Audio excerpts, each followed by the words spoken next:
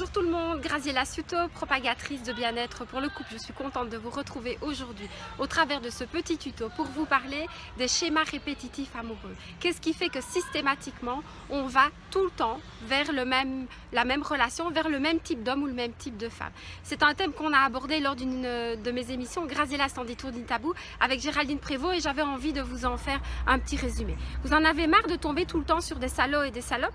Vous en avez marre systématiquement d'investir du temps, de l'énergie dans une relation et systématiquement de reproduire un schéma de couple dans lequel vous n'êtes pas heureux?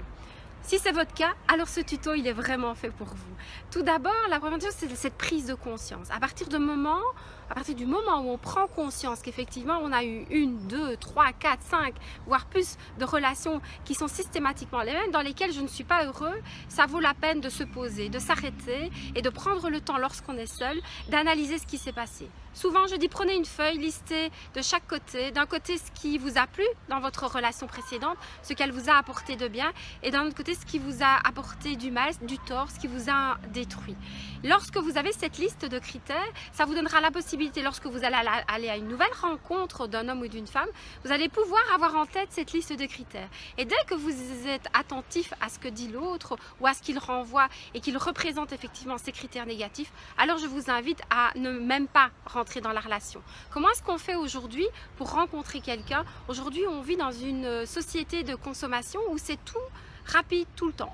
Prenez le temps de rencontrer l'autre. Aujourd'hui, on ne prend plus le temps de rencontrer l'autre. À peine avons-nous le temps de boire un café qu'on se retrouve déjà dans un lit.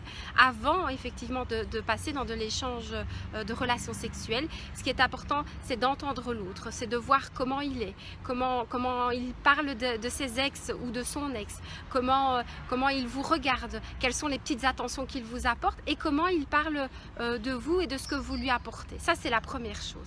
Dès que vous sentez que cette personne ne peut pas vous convenir, fuyez, ne terminez pas votre café, partez, ça ne sert à rien d'investir, vous avez déjà suffisamment fait. Alors c'est vrai, souvent j'entends dire qu'on n'a pas une image d'un couple positif parce que nos parents ne se sont peut-être pas aimés, ne nous ont pas renvoyé une image positive. Peut-être même qu'on a manqué d'amour quand on était enfant. Effectivement, ce sont des causes qui peuvent expliquer pourquoi systématiquement je ne me respecte pas en allant dans des situations, dans des relations qui ne me conviennent pas. Alors ça, aujourd'hui, on a tous la possibilité de travailler sur ça.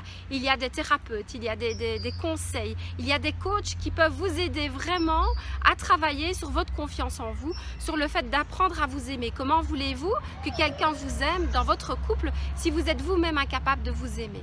Donc, quelques conseils, prenez le temps avant de rentrer dans une relation. Écoutez, soyez attentif à ce que renvoie l'autre. Et surtout, soyez attentif à ce qui se passe à l'intérieur de vous. Soyez attentif à vos émotions, à votre ressenti. Et lorsque vous allez dans une histoire, prenez bien le temps de laisser cette histoire démarrer.